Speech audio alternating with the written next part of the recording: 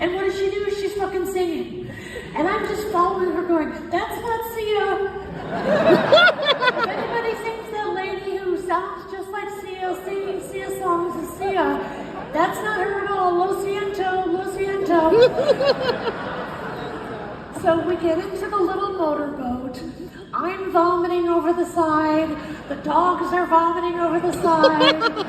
Sia is singing and giggling. It was awesome. So we finally get to the house, and it was paradise. She gets all set up with her iPads. The beach is right there. It has a private beach, which I actually learned is not a thing. And by the way, it shouldn't be. But the house was always billed as a house with a private beach. But guess who discovered our private beach? The gays. Oh yeah. That's right. So every day at 3 o'clock, like clockwork, a catamaran full of gays would pull up to our house, and then they would just be diving out like mermen, doing synchronized swimming, wearing the uniform, the lime green thong. That's the uniform this year. And so it was so funny because the guys who worked at the house, every time that would happen, they'd go, Mrs. Kathy, Mrs. Sia, the gays are here, hide. I knew those gays would rip Sia limb from limb.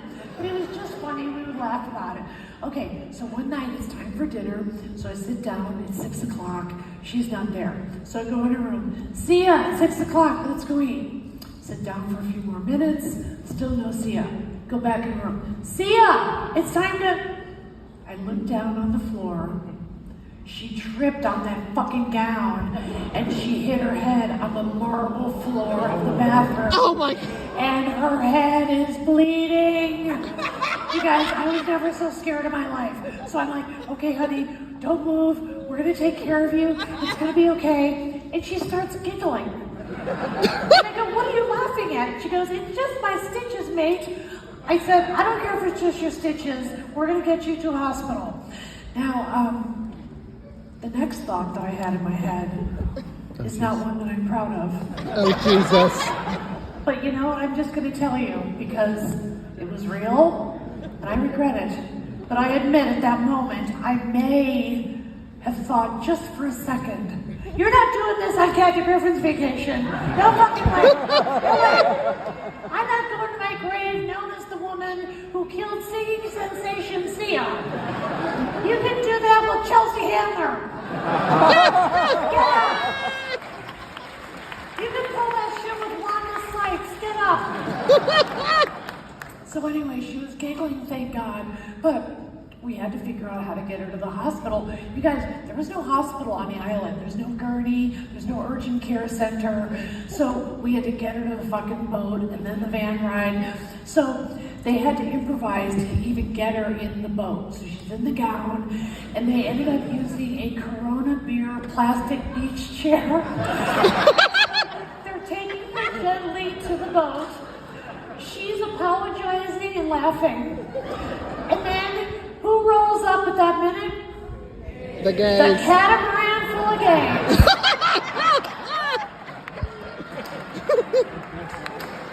And my hand to God, they are blasting the dance version of Chandelier. So what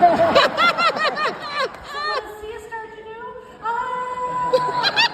Swing. I'm like, not now, honey, not now.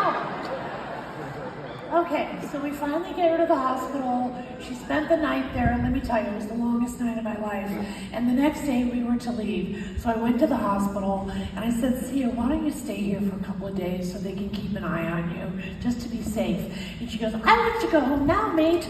I like her. Do you like how I'm doing her like Oliver Twist? Please, son, I have some more. So anyway, I said, okay, if you're hell-bent on going home, we'll go home today. Now, you know, legally, you can't walk out of a hospital for liability reasons. You have to leave in a wheelchair. So The people at the hospital were so considerate of her anonymity. They didn't put her name on any of the blood work or any of the papers, and that's why you never heard about it. So I was like very relieved about that.